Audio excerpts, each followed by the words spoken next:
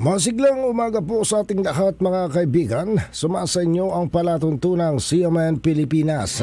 Napapakinggan live nationwide via satellite at sa mga himpilan ng radyo ng Catholic Media Network sa iba't ibang lalawigan sa ating bansa.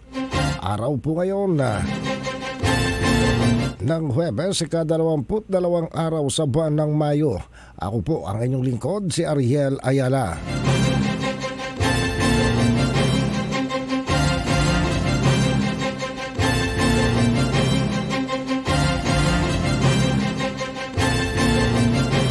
Sa atin pong mga balita sa araw na ito na ang Huwebes.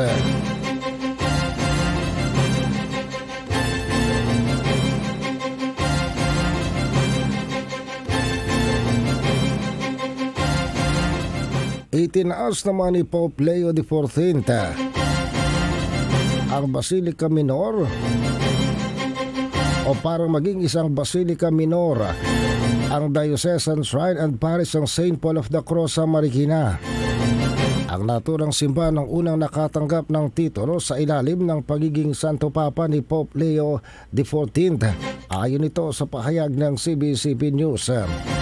Sinabi ni Antipolo Bishop Roberto Santos ng Elevation ay isang napakalaking biyaya at isang banal na pagkilala sa shrine at sa diocese.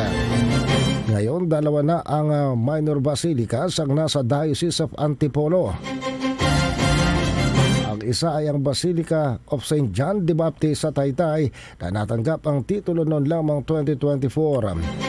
Ang mga simbahang tinatawag na basilika ay binibigyan ng pribilehyo o privilege na tinatawag na ombrellino, isang red and yellow cone-shaped canopy at ang tintinabulum, isang kampalang nakakabit sa isang pole na pwedeng dalahin sa mga ginaganap na prosesyon. Samantala sa iba pa nating mga balita,